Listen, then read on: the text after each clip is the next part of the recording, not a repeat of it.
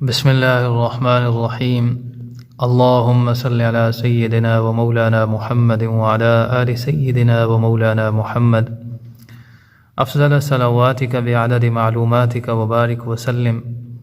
احسن الوظائف کے معزز ناظرین، السلام علیکم ورحمۃ اللہ وبرکاتہ۔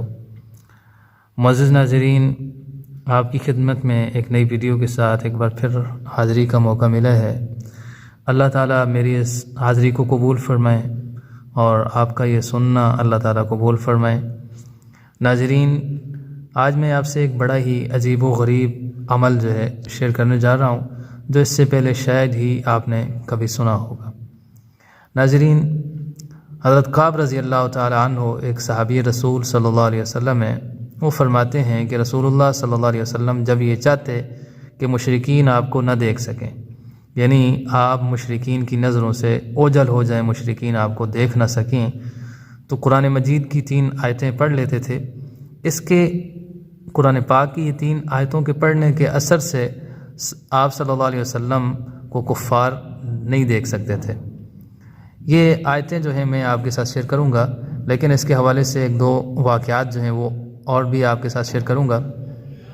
حضرت کعب رضی اللہ تعالیٰ عنہ ایک دوسری جگہ پہ فرماتے ہیں کہ رسول اللہ صلی اللہ علیہ وسلم کا یہ معاملہ، یعنی یہ معاملہ جو رسول اللہ صلی اللہ علیہ وسلم کفار کے ساتھ کرتے تھے، یہی معاملہ میں نے ملک شام کے ایک شخص سے بیان کیا۔ اس کو کسی ضرورت سے رومیوں کے ملک میں جانا تھا۔ ملک روم اس وقت کافروں کے قبضے میں تھا، تو وہ شخص اس ملک میں چلا گیا، اس کی کوئی ضرورت تھی، وہاں گیا اور ایک زمانے تک وہاں مقیم رہا۔ پھر رومی کفار نے اس کو ستایا تو وہ وہاں سے بھاگ نکلا۔ رومیوں نے اس کا تعاقب کیا، یعنی اس کا پیچھا کیا۔ اس شخص کو وہ روایت یاد آ گئی تھی جو حضرت کعب رضی اللہ تعالیٰ عنہ نے اس کو بتایا تھا کہ رسول اللہ صلی اللہ علیہ وسلم کس عمل سے مشرکین کی نظروں سے اوجھل ہو جاتے تھے۔ تو جیسی وہ اس کو روایت یاد آ گئی تو اس نے وہ مذکورہ 3 آیتیں پڑھیں۔ قدرت نے ان کی آنکھوں پر ایسا پردہ ڈالا کہ جس راستے پر یہ شخص چل رہا تھا، اسی راستے پر رومی دشمن بھی گزر رہے تھے، مگر وہ ان کو نہ دیکھ سکتے تھے۔ اسی طرح امام سالبی رحمۃ اللہ علیہ ہیں، وہ فرماتے ہیں کہ حضرت کعب رضی اللہ تعالیٰ عنہ سے جو روایت نقل کی گئی ہے، میں نے وہ رائے ایک شہر ہے اس کے رہنے والے ایک شخص کو بتلائی، تو وہ کچھ کافروں نے اس کو بھی گرفتار کر لیا۔ کچھ عرصہ ان کی قید میں وہ آدمی رہا۔ پھر ایک دن اس کو موقع ملا تو موقع پا کر وہاں سے بھاگ نکلا۔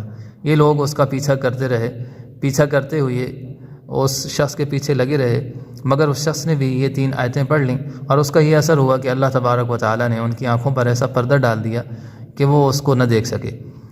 امام سالوی رحمۃ اللہ علیہ فرماتے ہیں کہ حالانکہ اس شخص کے ساتھ ساتھ چل رہے تھے وہ کافر لوگ، اور اس کے کپڑے ان کے کپڑوں سے چھو رہے تھے، یعنی ایک دوسرے کے کپڑے آپس میں ٹچ بھی ہو رہے تھے۔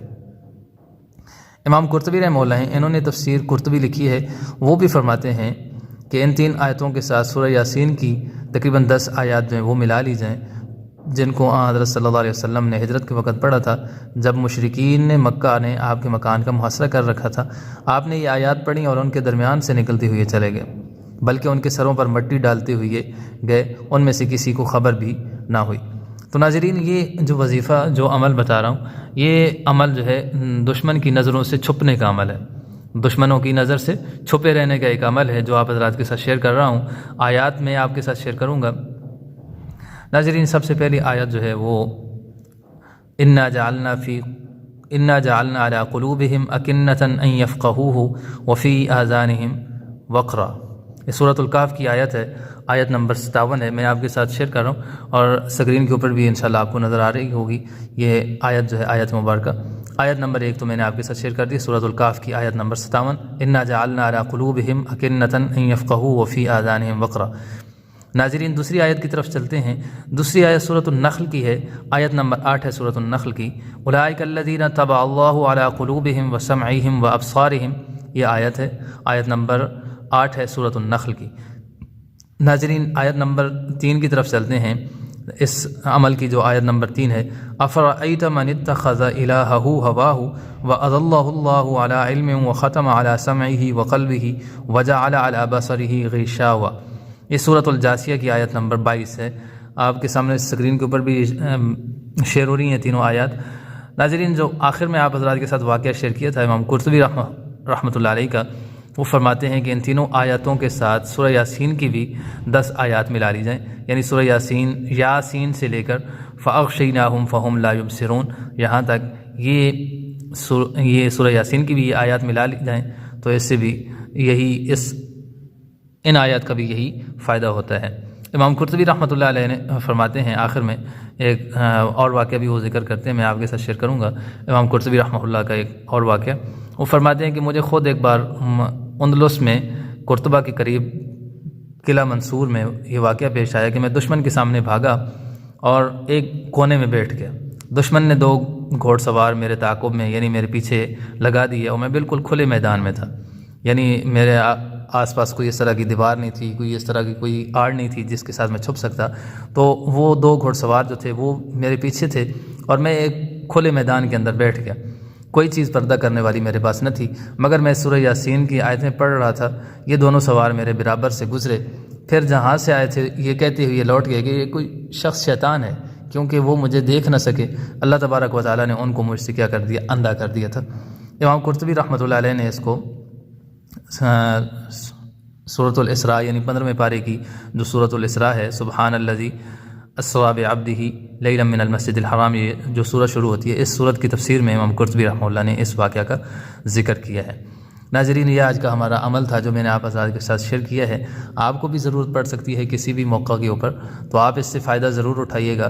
اللہ رب العزت میرا جو یہ وظیفہ ہے آپ کے ساتھ شیئر کرنا جو ہے، اللہ تعالیٰ اس کو قبول فرمائے۔ باقی اس میں جو اگر کوئی کمی پیشی رہ گئی ہو تو اللہ تعالیٰ اس کو معاف فرمائے۔ آخر میں آپ حضرات سے گزارش ہے کہ اگر ویڈیو پسند آتی ہے تو اس کو لائک اور شیئر ضرور کریں۔ ہمارے چینل پر اگر آپ پہلی بار آئے ہیں تو ہمارے اس چینل کو ضرور سبسکرائب کر کے نوٹیفیکیشن کے بٹن کو آن کر لیں، تاکہ جب بھی ہم اس طرح کی کوئی ویڈیو اپلوڈ کریں تو اس کا نوٹیفیکیشن سب سے پہلے آپ تک پہنچے۔